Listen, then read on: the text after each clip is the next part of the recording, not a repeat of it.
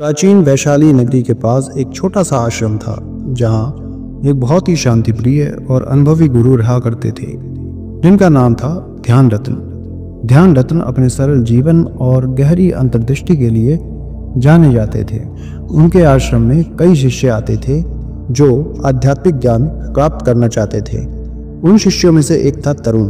तरुण बहुत ही उत्साही और मेहनती था, लेकिन वो हमेशा ही दूसरों से बहुत अधिक अपेक्षाएं रखता था। उसे लगता था कि हर किसी को उसकी अपेक्षाओं के अनुसार ही व्यवहार करना चाहिए। जब लोग उसकी अपेक्षाओं पर खरे नहीं उतरते थे तो तरुण निराश और क्रोधित हो जाता था। वो अक्सर शिकायत करता था कि लोग वैसे नहीं हैं जैसा उन्हें होना चाहिए। एक दिन तरुण गुरु ध्यान रत्न के पास गया और अपनी निराशा व्यक्त की। गुरुदेव, उसने कहा, मुझे समझ नहीं आता लोग ऐसे क्यों हैं। मैं उनसे इतनी छोटी छोटी बातें भी नहीं करवा पाता। मेरा मित्र हमेशा देर से आता है, मेरा पड़ोसी कभी मेरी मदद नहीं करता और मेरा परिवार मेरी बात नहीं समझता। मुझे बहुत दुख होता है। ध्यान रत्न ने तरुण की बात ध्यान से सुनी और मुस्कुराए। उन्होंने अपने पास रखे एक खाली पड़े हुए घड़े को उठाया और तरुण से कहा, तरुण, इस घड़े में पानी भरो। तरुण ने घड़ा उठाया और उसे नदी के पानी भरने चला गया। जब वो वापस आया तो गुरु ने कहा, अब इस घड़े को मेरे सिर पर रखो और गांव तक चलो। तरुण ने घड़ा उठाया और गुरु के सिर पर रखने लगा, लेकिन घड़ा खाली था और वो फिसल कर गिर गया।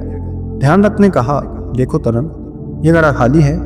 जब ये खाली था तो तुम इसे मेरे सिर पर नहीं रख पाए। ठीक उसी प्रकार जब हम दूसरों से अपेक्षाएं करते हैं तो हम उनके भीतर अपनी अपेक्षाओं का बोझ भरने की कोशिश करते हैं। यदि वे उस बोझ को नहीं उठा पाते तो हमें दुख होता है। उन्होंने आगे कहा, हर व्यक्ति एक घड़े के समान है।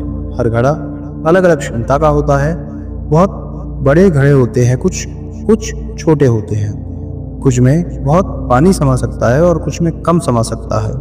यदि तुम एक छोटे घड़े से बड़े घड़े जितना पानी उठाने की उम्मीद रखोगे तो तुम्हें निराशा ही हाथ लगेगी। ध्यान रत्न एक कहानी सुनाते हैं। एक बार एक माली था जिसने अपने बगीचे में कई तरह के फूल लगाए थे। कुछ गुलाब थे, कुछ कमल थे और कुछ गेंदे के फूल थे। माली चाहता था कि सभी फूल गुलाब की तरह खिले और गुलाब की तरह सुगंधित हो। उसने कमल के पौधों को गुलाब की तरह धूप में रखा और गुलाब के पौधों को कमल की तरह पानी में डुबो दिया। नतीजा ये हुआ कि ना तो गुलाब खिले और ना ही कमल। माली बहुत दुखी हुआ। एक बुद्धिमान व्यक्ति ने उसे देखा और कहा, माली, तुम हर फूल से यही उम्मीद कर रहे हो कि वो गुलाब जैसा बने। वो हर फूल जो है वो अपनी प्रकृति का होता है। गुलाब को धूप चाहिए, कमल को पानी। यदि तुम हर फूल को उसकी प्रकृति के अनुसार बढ़ने दोगे तभी तुम्हारा बगीचा जो है वो सुंदर होगा। माली ने अपनी गलती को समझा। उसने हर फूल को उसकी प्रकृति के अनुसार पोषण देना शुरू कर दिया और जल्द ही उसका बगीचा सुंदर फूलों से भर गया। ध्यान रत्न ने तरुण से कहा, तुम भी उस माली की तरह हो।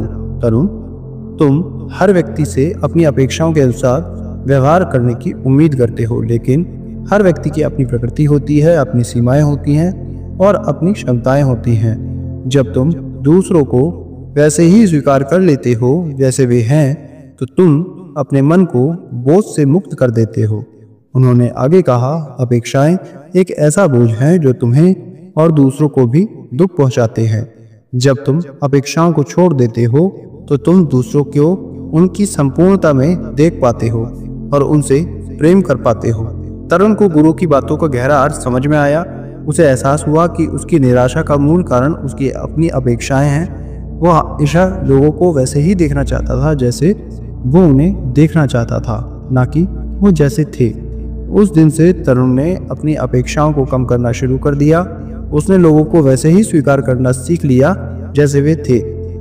उसने अपने मित्र की देरी को, पड़ोसी की व्यस्तता को और अपने परिवार की सीमाओं को स्वीकार किया। उसने देखा कि जैसे ही उसने अपनी अपेक्षाएं छोड़ी उसके मन में शांति आने लगी। वो अब उतना निराश नहीं था, क्रोधित भी नहीं था। उसे दूसरों के प्रति अधिक करुणा महसूस होने लगी।